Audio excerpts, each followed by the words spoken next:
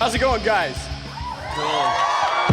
Thanks for showing up. Yeah. We're super stoked to be here. I speak for all three of us. And let's fucking get this party started, man. What do we want to talk about tonight? Raise your hand. You? Yes, what can I do for you? I want you to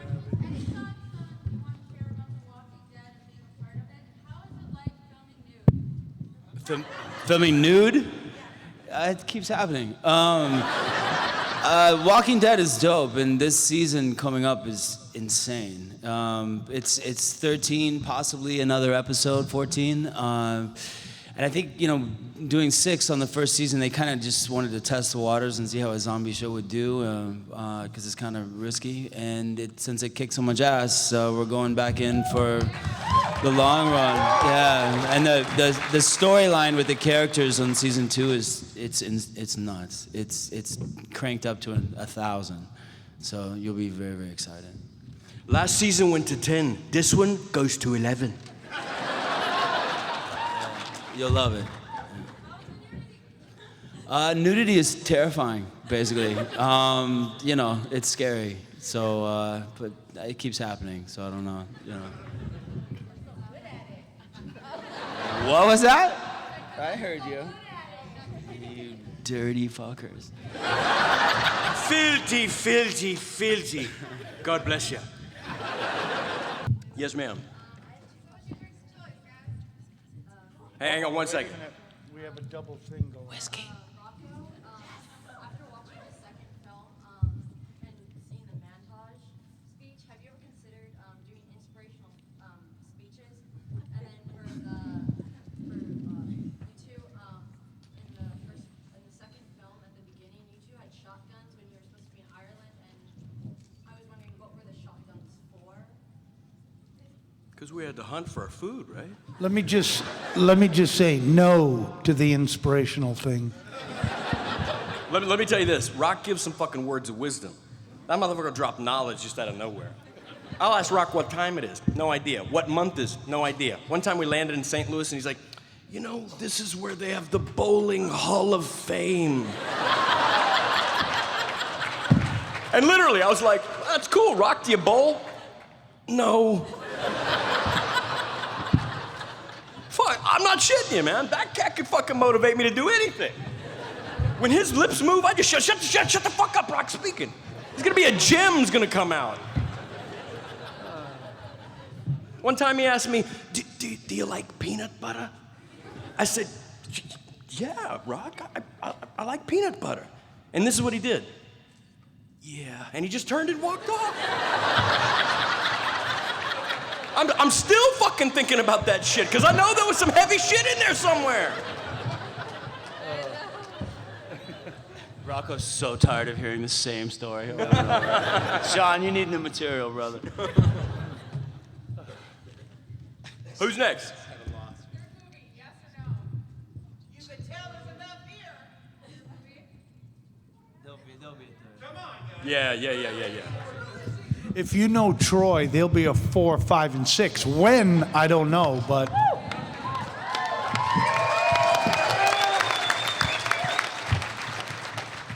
I think the Boondock Saints, I think the movies will end whenever shit stops going wrong in the world, As long as there's a need for the Saints, I think they'll pump out films. Can I get a witness?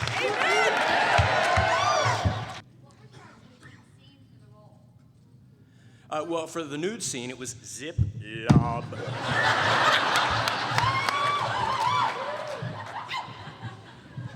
I didn't even have to open my mouth. Norm did. And he wasn't even on camera. You wanted new material, brother. I still have Funny in real life. I'm curious to know how many of your lines were improvised, and if they were, could you share some of them with us? Which ones they were? He stuck a tip in, didn't he? Yeah. There's a lot of stuff that's improvised. I mean, the core story is there, I mean, the structure and the fundamentals are there, but I mean, Troy's, he's pretty open-minded where that's concerned. So, I mean, we're free to kind of make shit up on the day. As far as the montage goes, one of my favorite lines was actually cut out. And it's, I came up with the line, real men don't say they'll only put the tip in, and then only actually put the tip in. And they cut that out. I thought it was fucking genius, but. Improvised. But the one cat was improvised. Say it again. Is it dead yet? Is it dead yet? Was that improvised or was that already planned? Good question. I don't even remember. Do you? Troy came up to me, he said, when you go back there, wait a beat and then say, is it dead? But it wasn't in the script, but he just told me to say that, yeah. Yes. In the first movie, when you guys are like shirtless in the jail and then like come up with those faces, were those your O faces? No, my O face is like, what's the fucking number to pizza delivery and how do I get her the fuck out of here? It's like. Does that work? Norman's post-coital is like, This is awesome.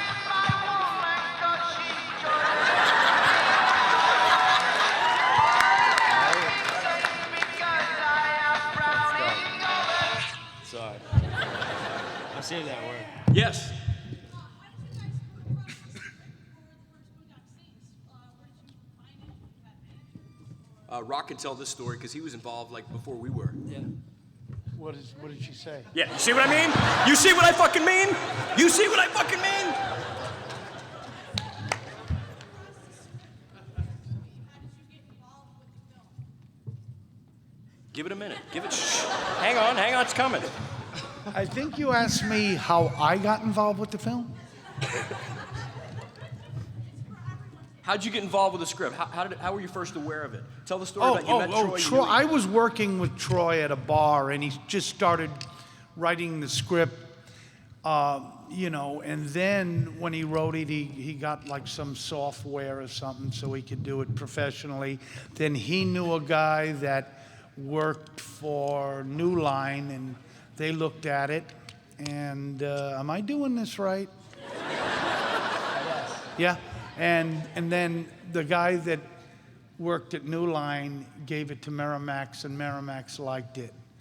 And then Troy, for some reason, from day one, the only two guys he wanted was Norm and Sean, which I think is nice. And it worked out, right? It's really nice because we were fucking nobodies. I mean, But he could have gotten anyone, well, almost anyone he wanted. But he picked out the best.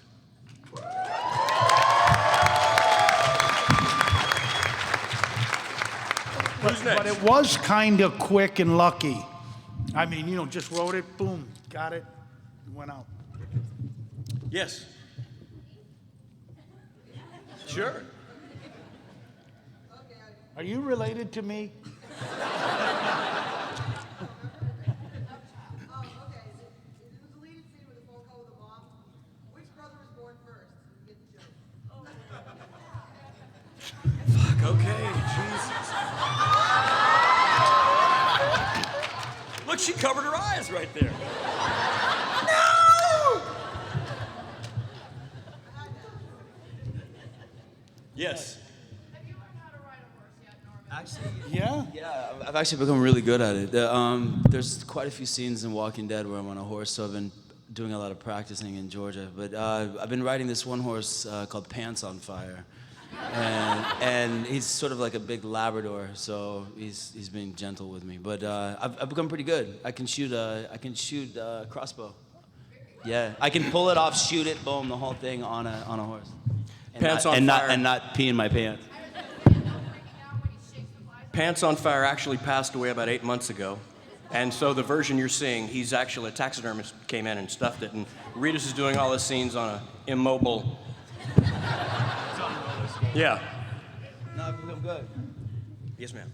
Who got you started in jiu-jitsu? Hicks and Gracie. Hicks and Gracie did. He came in and put mats down in a temporary place because he was shutting down one academy and opened up another one. So in the meantime, he had to put the mats down in a karate academy. And I saw the gi, saw the name. I said, wow, is that any relationship to Hoist? He goes, yeah, Hoist's my brother, man, I said, wow, I've always looked up to jiu-jitsu, always wanted to grapple. He said, man, put the gi, man, you're going to train, you're going to love this, man. I said, yeah, I've never done grapple before in my life. And still a very dear friend of mine today, Matt Akins, who's about 135 pounds. I'm 178, something like that. I've always been into sports and athletics. And this guy ragdolled me. He could have urinated on me if he wanted to. And there's two types of people in the world. There's the person that says, well, you know, in a real fight, I would have like groin shot, eye gouged. And then there's the type of person that's like, no, I want to have that power over another human being. And so I pretty much dedicated my life to it ever since that day. I was like, wow, this is some special shit. So Hicks and Gracie. Who's next? Yes. Before my question, my wife wanted me to tell you that she thought your accents in the movie were really sexy. Well, hello. My question is, before a lot of action movies, actors will work with a specialist to train for, you know, fighting or, you know, working with guns. Did you guys have special training like that? And was there any special memories from that training before you go to the movies? They sent Norman to man school for like 6 months. No, I remember on Boondock 1, we actually came from the airport with our luggage to a gun range.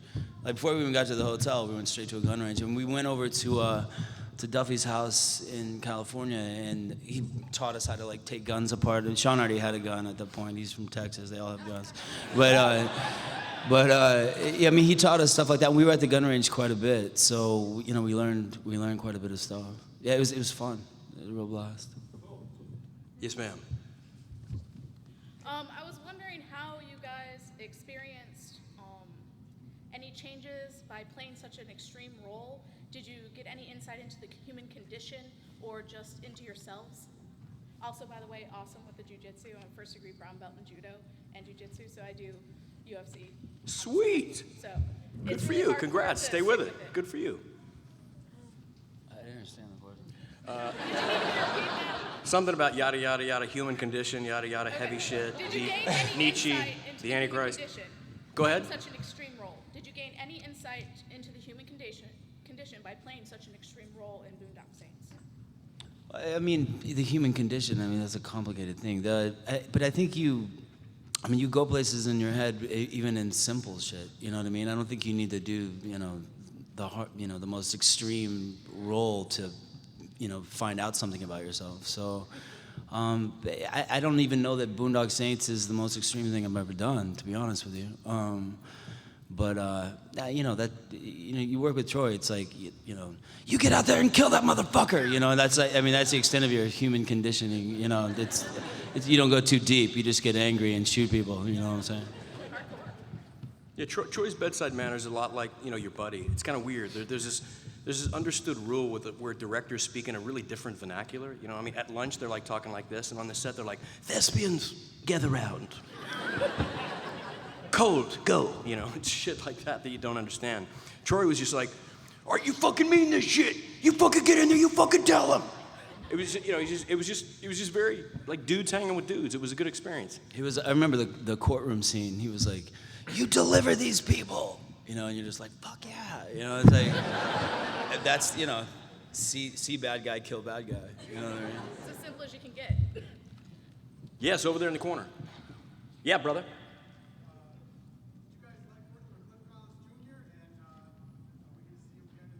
He's a douche. No, we love Cliff. We've all been friends with Cliff for a long time. He's a really good actor and a really cool guy. So yeah, we love Cliff. Tell him our strip club story. No. I fucking alley-ooped that shit too, man.